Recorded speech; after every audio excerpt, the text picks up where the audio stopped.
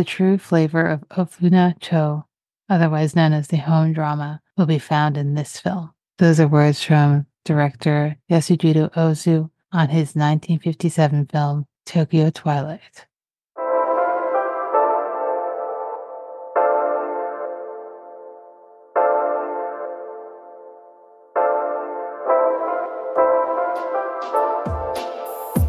Seeing Faces in Movies is a podcast where each month I focus on the works of a different director or cinematographer. And each week I invite a guest on to discuss a film and the artist's filmography.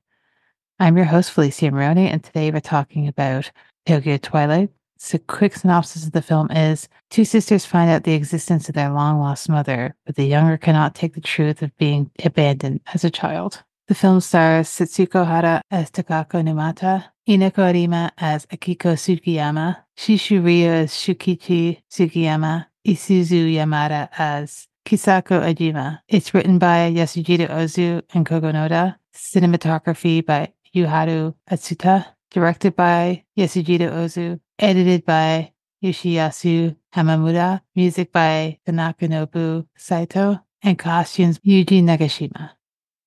Today my guest is Malik. I know Malik from essentially Twitter, and we became friends on there, and we chat about films.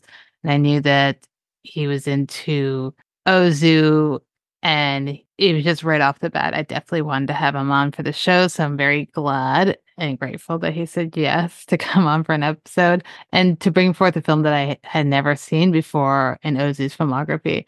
So before we get into the film, Malik, I just want to say thank you so much for coming on the show. I really appreciate it. Oh, of course. Thank you. But before we get into the film itself and, Ozu, actually, I did want to ask you when you started watching films on like a more serious, in quotes, level of wanting to seek out films that were not just American films or new films. Was it like a part of your life that the flip switched for you? I felt like it was at the end of my high school year, senior year. Yeah, I had just started watching more movies of all sorts. And then I got into a Criterion collection and been collecting ever since. So, that's how I find most of my movies. That's cool. Yeah. I feel like Criterion is usually, the gateway for a lot of people, myself included. It's a great platform and to have. I live off the Criterion channel, so I have no complaints there. But we're here to talk about Tokyo Twilight, and I'm wondering if you recall the first time you watched this film and what your thoughts were on it on that first watch. The first time was maybe in 2021, and when I first watched it, it was like really sad. It was really melodramatic. That's what I love about movies, specifically Ozu and others like David Lean, where the type of sadness with it. That's what really brings me to it. I love that too. Yeah, the framing in that movie, Tokyo Twilight, as like taking pictures or whatnot. I get a lot from that, watching stuff like that. Okay. Yeah, I don't know the DP on that movie, but I should look into that. His name is Yuhara Asuta, which I definitely just butchered. But oh no, he did. I feel like he works with Ozu a lot because I know he did Late Spring as well. So yeah, like it all has that same look in his other movies, but this one was like in black and white, so brought like a different type of feel. It feels a little different than Ozu other movies, I guess. I'm sure we'll get into that for sure. But before we get into the film itself, I'm wondering what your relationship is to Ozu himself. How did you even discover his work? Because I know he's kind of known within the film community, but the average, film goer might not know who he is. So how did you discover and what made you fall in love with his work? Well, I'm trying to figure out how did I get into his movie. I feel like it was Tokyo Story, like, on the Criterion videos when they bring out movies in the closet. Yeah. So I guess I think I saw like a Ozu film there. Oh, okay. And ever since, like I feel like it was Paul Dano. Oh, Nice. Yeah, I think someone it was one actor that pointed it out, and ever since then I've been looking at his movies. I love that. Yeah, I think I got the wrong actor. I mean, it might be. I know he Yeah, definitely did a closet, and I feel like he would be an Ozu fan. So that yeah. sounds about right to me. I feel like I probably got into Ozu because I'd heard of the name and seen his films on whatever best film list. So I did the dive. Oh yeah, yeah. Like was it like a Sight and Sound or something? Yeah, it might have been that or whatever films you should see before you Oh yeah, die type of oh type yeah, of list. yep, So I was like, okay, I know Tokyo Story. So I started there and then yep. have dived into the other stuff since, but I hadn't seen this one. So when you suggested it, I was very glad because when I do a series on a director or cinematographer, I try and watch obviously the ones I'm covering, but the ones I haven't seen yet. So Yep. this is great because I get to do both. But if you're ready to start chatting about the film, I am. As someone who's also an Ozu fan, I'm sure you're fully aware that he loves to talk about familial relationships, dramas that happen within the home themselves, Oh yeah. and interfamilial conflicts and whatnot. And that's very much what this film is. There's obviously Yeah. different locations, but it's self-contained, right? Yeah, and I feel like it's him at his best Yeah. from the films I've saw of his. Yeah, I mean, I agree. It's when I put it on because I'm usually used to Ozu being fairly tight with his runtime. So when I saw Yeah, 2 yeah, hours and 21 minutes, I was like, oh, okay.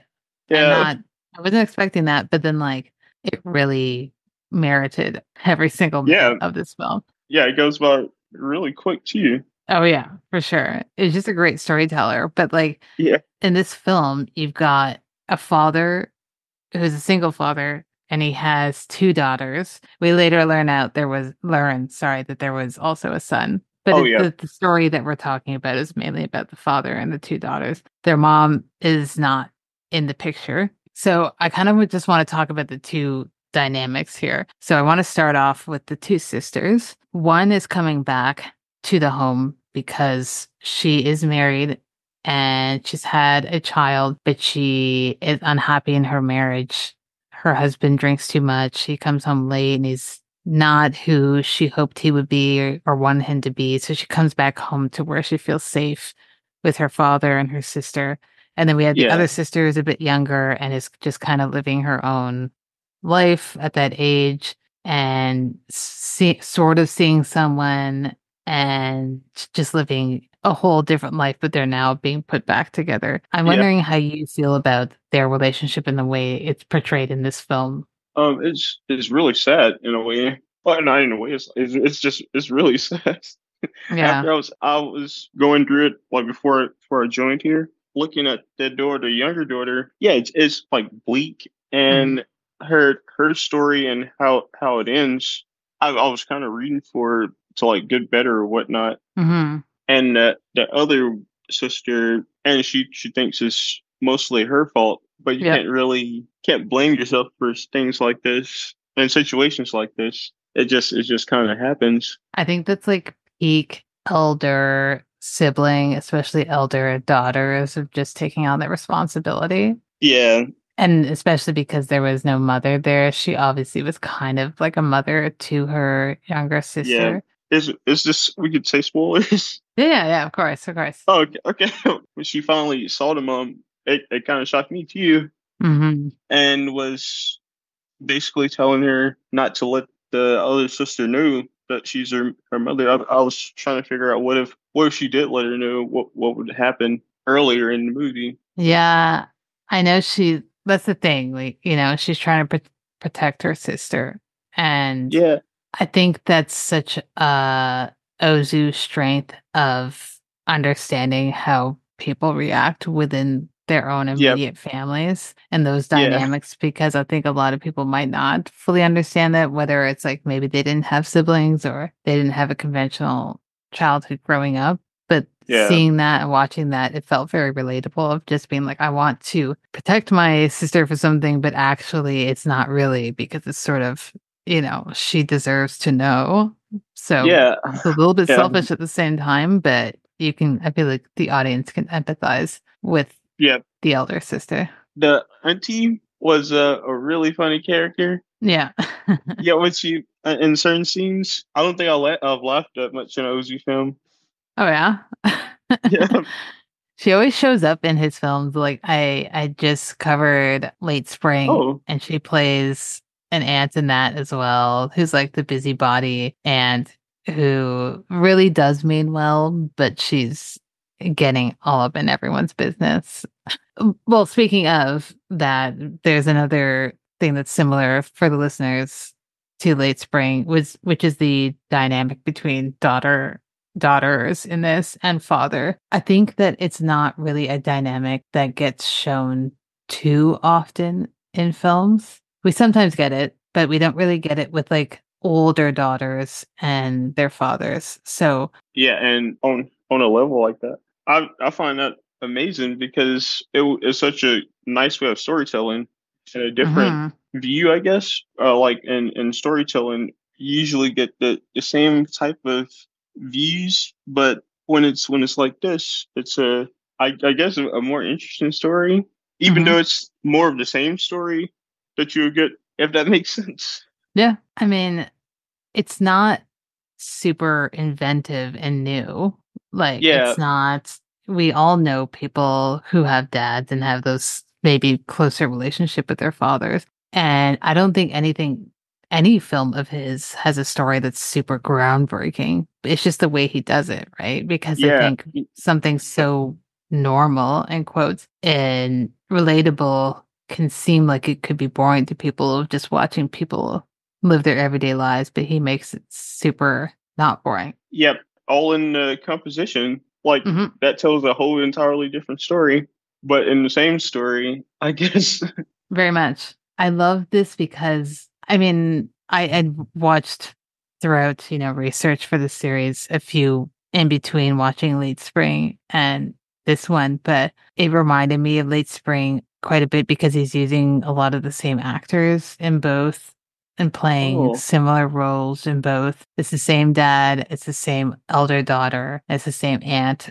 It's playing those characters. oh, They're different names and they're different characters, but they're all playing the same style of character. So it's interesting to pair them. this came out years before Tokyo Twilight, I think. Yeah, Late Spring is 1949 and this one's 57. So Yep.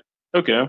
quite a few years. So the elder Yeah. daughter is probably the same age as the younger daughter in this film, but it's still the same father and daughter, but their character names are different Yep. in Late Spring. But that's just like his thing that he likes to explore. What's different though between Late Spring and Tokyo Twilight? Essentially, for anyone listening, if you haven't seen Late Spring, I'm not going to spoil it, but the short synopsis is of it's a single father and a daughter, and the daughter's 27. She's getting familiar pressures to get married, not by the dad at first, but by her aunt and other people to get married, and then they try and marry her off, essentially. This one's different because I feel like it's a little bit more progressive for the most part, because there's some stuff that happens in this film, and I know it's like 57, so we're getting into, closer to the 60s, and we're not dealing with American Yeah. codes. There's some stuff I wasn't expecting to see. Like, there's three things in particular I want to talk about that specifically. So at first, there is concept of a mother abandoning her children to run off with a man. That's definitely not something that got spoken of in 1950s North American films. So Yeah. it would not pass the censors there. Yeah. But here it's just talked about as though, yeah, she did it. It sucks and it Yeah. does And just affect them, but it's not like the end of the world. They obviously live their lives. How do you feel about that being so kind of nonchalantly spoken about in this film? well, it kind of is like in real life. If Hmm. there's a lot of problems like that that just happens, and that yeah they have to the kids have to live with it or just not know about it. Yeah. It's hard to deal with as the parent with either Yeah. parent. No, I mean, I agree. I think that it's such a real and honest story that he doesn't need to make it dramatic, right? He can Yeah. just be like, this is a fact, and they have lived their lives despite it. And it obviously has an effect emotionally, as we see, Yeah. but it didn't ruin their lives. They were able to live good lives leading up Yeah. to her deciding to come back into their lives. But I just found it really interesting that it was a mom, because we don't often get that. It's usually kind of like the trope of being the dad who abandons and the mom has to. Yeah. So it's interesting here that they did it this way for sure. Another point that I want to talk about was, we've got a woman, Takako is the eldest daughter. She's married. She has a young daughter who's probably, I don't know, like 1 year old, like young toddler, 1 or 2 years old. The first time we see her, she's back at home and her dad's like, "Oh, what are you doing here?" And not in a way of like, "Why are you here?" But just more of like, "You don't live here anymore. So why are you Yeah. here? I didn't realize you were visiting." He's happy to have her, but she's just like, my husband's drinking a lot lately. He's getting home late. We're just not getting along. So she wants to be home where she feels comfortable. I think that's something we all can understand, whether we've lived that or not. It's not Yeah. something you see a lot, again, in films of that era. So how did you read that? And because of the way that this podcast works, I don't go in a linear way, so we can skip to the end too. But just like her sticking to that, and then at the end kind of just being like, "Oh, I'm going to go back." I'm wondering how you feel. I feel like it just sums up the entire movie. When that first happened, when he went to go meet the guy and was like, "You should have let you marry him instead of something." Yeah, someone Yeah, else. Yeah. and that like really hurt her, and she was you could basically tell like she was more like a trauma thing, like she's just gonna Hmm.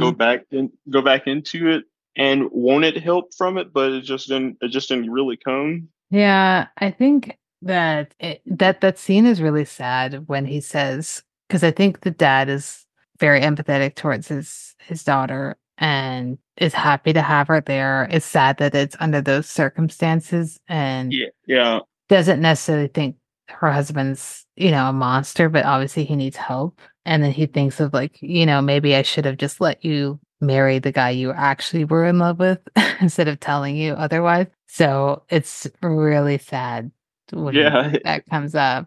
Yeah, I think Ozu's very much like that, where there'll be like a nice sweet moment and there's like a quick, gut punch where he yeah. kind of just ruins your day with that moment. Even the baby scene near the end in the hallway, it was shot amazing, and you could just feel everything coming down. That's the thing. It's like, again, it's a longer film than usual for him, but he's telling a great story. It's unfortunate that this wasn't like it was one of his less praised films at the time. I think it's gotten a little bit more love, but it's still not talked about as much because it had been on my list to watch, obviously, but I had never really heard anything of it. So again, Yeah, when you suggested it and I watched it, I was like, oh my God, this is wild that no one is talking about this movie. Like it's so beautiful. I have no idea how I watched that earlier. I would like the Eclipse collection with Yep. Criterion. Yeah, it's in that box set. I will like that. I haven't got it yet, but I'm planning on buying it Yeah. soon. Same. There's definitely a lot of great material on the film on their site and just in general, but not as much as the other films, obviously, because the other ones are a little Yeah, bit bigger and more known, but there's still good stuff. So I will drop those in the show notes for people. But one of the last points I wanted to talk about in terms of like how progressive the film is that the youngest daughter, whose name is Akiko, she's young. I can't remember exactly if they say her name or age. Sorry, I feel like it's probably young 20s. She's definitely not a teenager. She's in her early 20s. And she's doing what people in their early 20s do. She's, in the sense, she has a steady boyfriend, but for the boyfriend, it's casual. And they're sleeping around, which is a thing, that happens in regular day life, but not yeah, on film in that era for sure. And there's no actual scene of that, but it's implied there, obviously, because she ends up getting pregnant. yeah, So that's like two strikes there already for most films of that era, that she's sleeping around or that she's having, sex outside of wedlock, essentially. yeah, And she's now pregnant. and she eventually gets an abortion.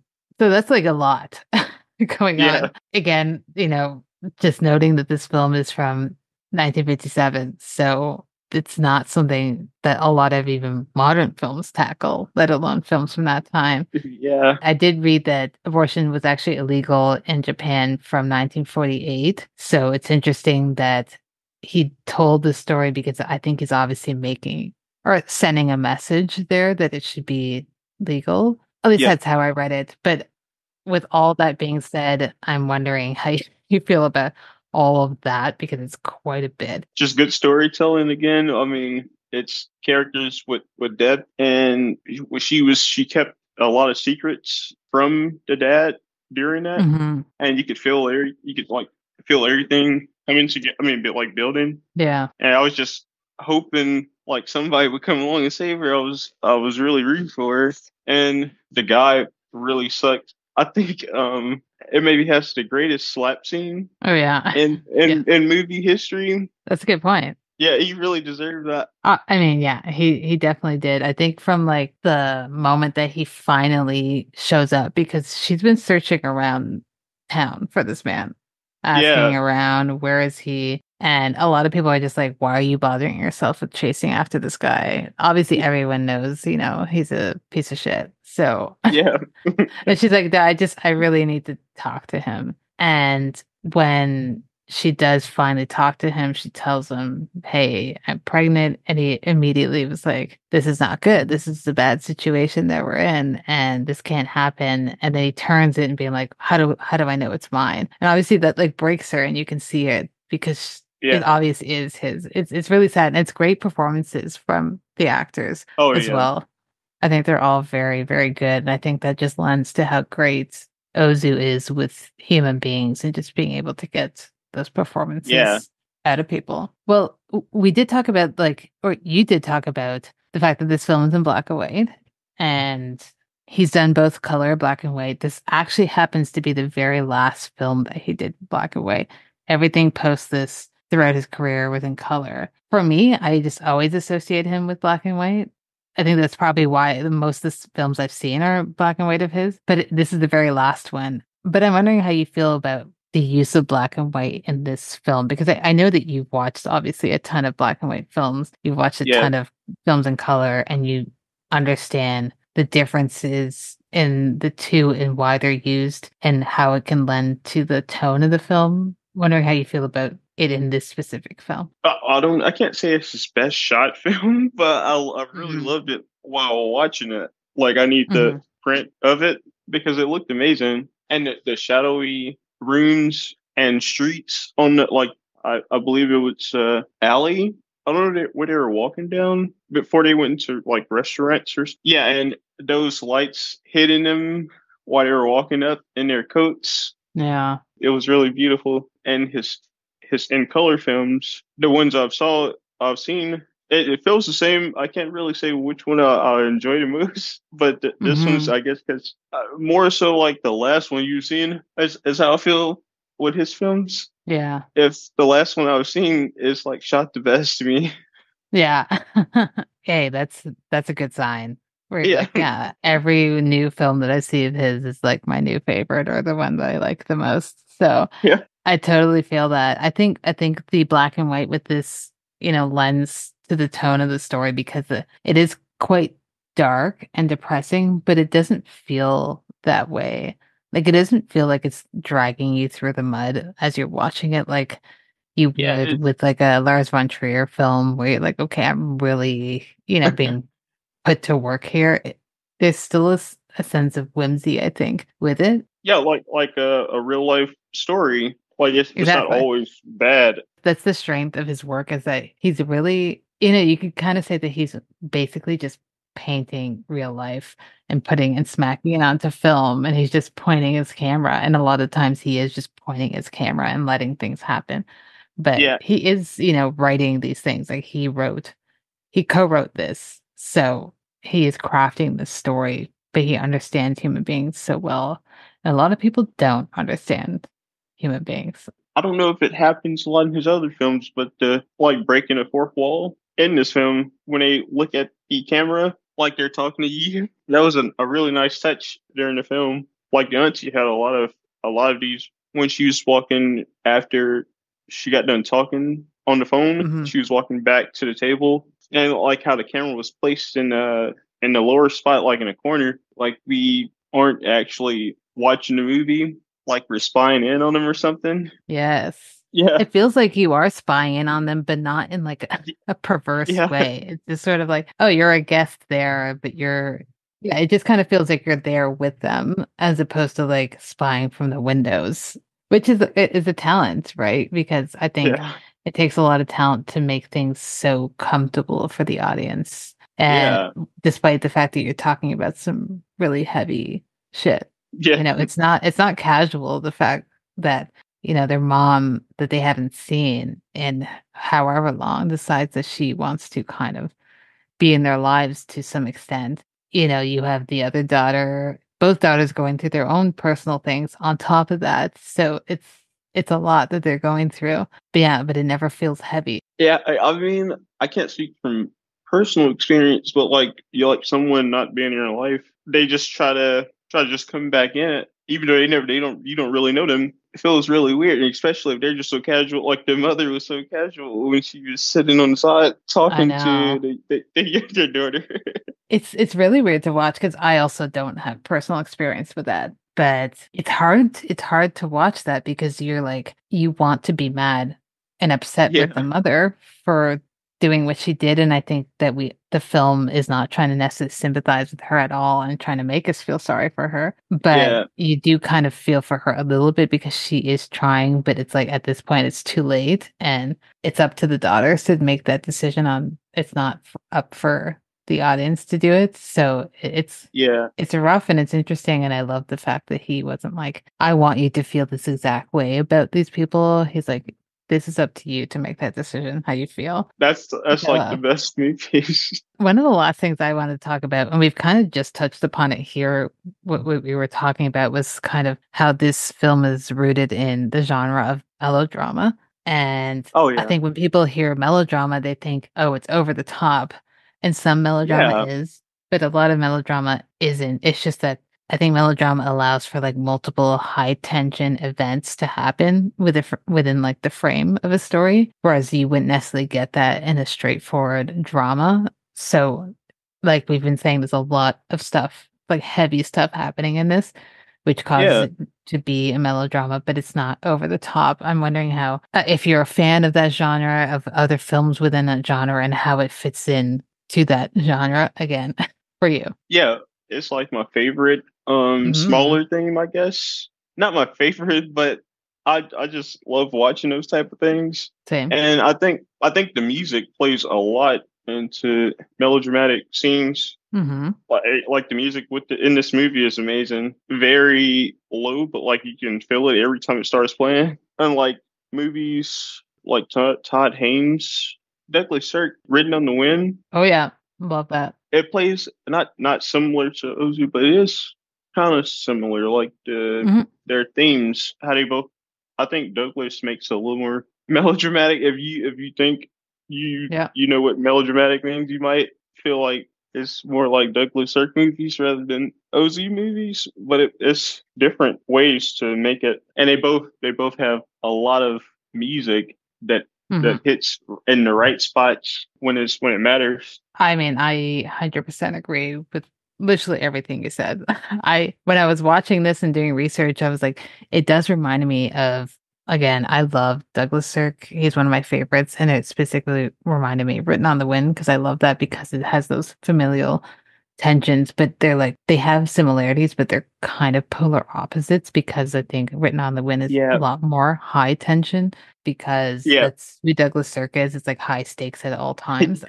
yeah, But Ozu's not as much. There are high stakes, but it's not a constant throughout the film. It's just sort of like he'll splash it in here and then it's more so how the characters deal with it as opposed to like, yeah. being kind of thrown at you all the time. Just way more realistic, basically. Essentially that. I think the films of Douglas Sirk, and I say this with love because he's one of my favorites, but the films of Douglas Sirk lent for what ended up becoming the soap opera, essentially. That is like it really is. It really suits his movies. I think Todd Haynes. I think he is a fan of Douglas Sirk the Oh most. yeah. I don't think he's mentioned Ozu before, but I could see a lot of Ozu in his movies too, because it's much more quiet. Yeah, exactly. I have to assume he definitely is a fan of his, but he probably, I think, visually takes after Douglas Sirk, but like Yeah, tonally and written story wise is more Ozu based. I don't yep, know if you're familiar or a fan of Jim Jarmusch, but Jarmusch is a huge fan of Ozu, and you can definitely see similarities there. Is it Dead Man? I haven't saw it, but so when you said that, I thought of Dead Man instantly. It looked like it has similarities, but Yeah. I haven't saw many of Jim Jarmusch movie. If you're a fan of Ozu, then you'll definitely like Jarmusch, I think. I'm glad that you agree with the melodrama part because I don't think that a lot of people associate him with this genre, even though he's very deeply rooted in it. And, Yeah, something doesn't need to be over the top to be melodramatic, which sounds yeah, like, it doesn't make sense, but it does, is what we're saying. yeah. Are there any parts, the story or filmmaking that I haven't brought up that you want to chat about before we move to the last segment? Editing, I think it was edited very well. I think the same editor works with him. Yeah, and it's just the smaller things. It's just everyday life and small edits. A conversation make you feel a bunch just from one small thing, I guess. Yeah. And that's on top of that with the music in that film that it really got me. What I love, yeah, about his stuff is what you're saying. He works with a lot of the same people. So obviously when you have that relationship with either your editor or your cinematographer, who are basically the two people that you're going to be working with super Oh yeah, closely as a yeah, director, you should hopefully have a good relationship with them. And it sounds like, and it looks like he did because they're just shot really well and it is edited really well. And like I know I keep saying this, it is a longer film for him. That's not, in lack of editing. It's more so like they included everything that was completely necessary, and that's in the no, editing. I just had to mention the editing because it really got me when I was watching it. Yeah, I'm glad you did because Yeah. it is really important. So, well, if you're ready, I'm ready to move to the last segment of the show, which I call end credits. So I have Okay. two questions for you, and I ask the same two questions to every guest who come on. The first one is if someone came up to you and said, "Hey, I've never seen an Ozu film before. I'm interested to get into his filmography. Where should I start?" What's the film you're recommending to them and why? Maybe Good Morning. Oh, okay. Yeah, I feel like I think it sums up what I feel his career is because I haven't watched everything, but it's in color and like if you watch them, you pretty much know what to see in Ozu films, Hmm. and it'll Yeah. make you want to watch all of them from the beginning. Because sometimes I like to watch later works of directors, and that Hmm. makes me want to go back and watch all of them, all of their films, or sometime Yeah. I'll watch their earlier work. I haven't seen this one yet, but like I'm reading about it as you're speaking, and it says it's like a very loose adaptation of one of his earlier silent films called I Was Born, but Yeah. which I'm covering for this podcast, so I will be Oh, definitely watching them back to back. But like this film, I've seen so many stills of like the young kids in the TV. So it's been on my list forever. So I'm so glad you mentioned it because I'm going to jump on that like ASAP.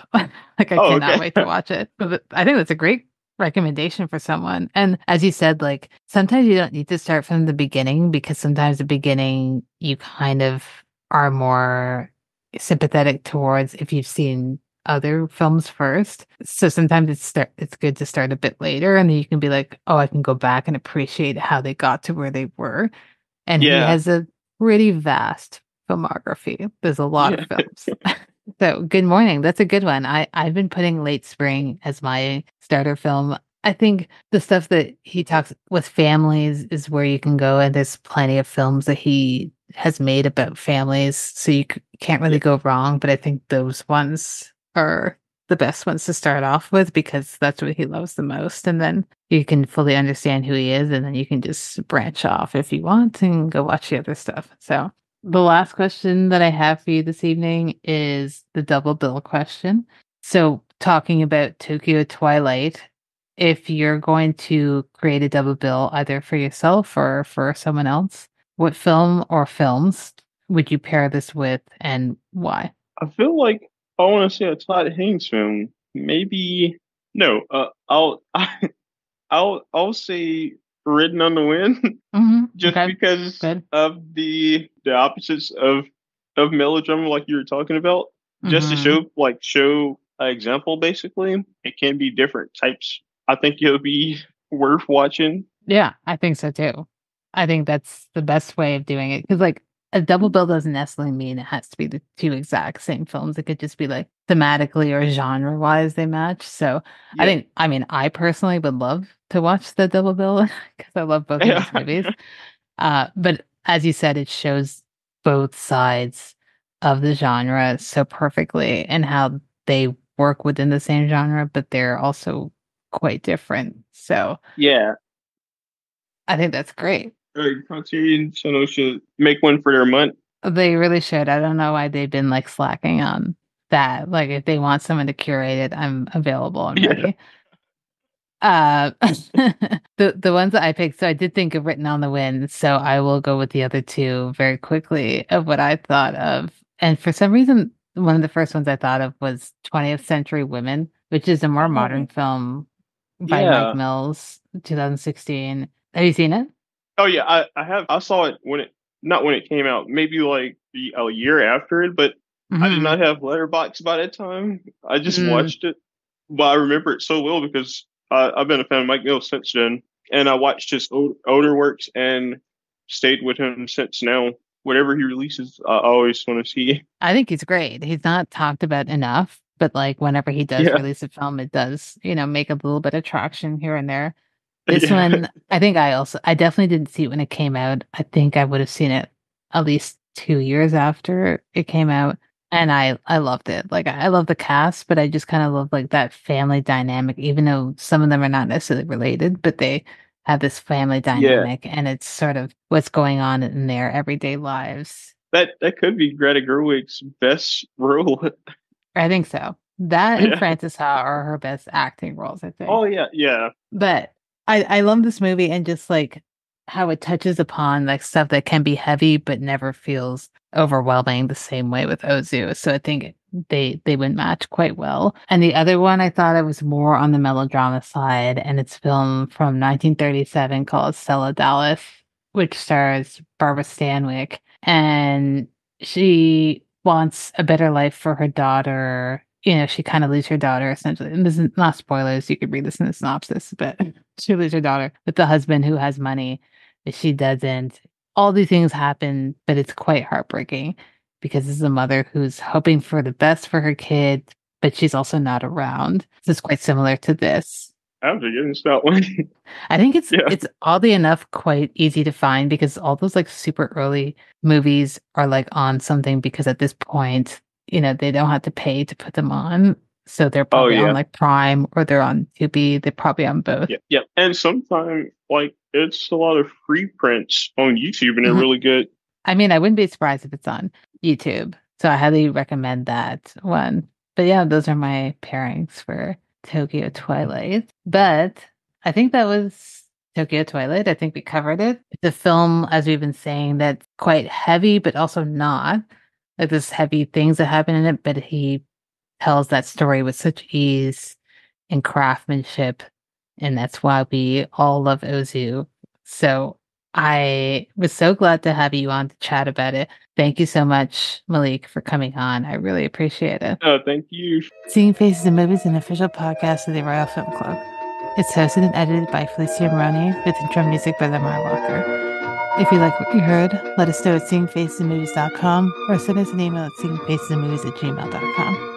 And while you're at it, please subscribe and rate the show wherever you listen to your podcast. And stay tuned for our next episode on I Was Born But.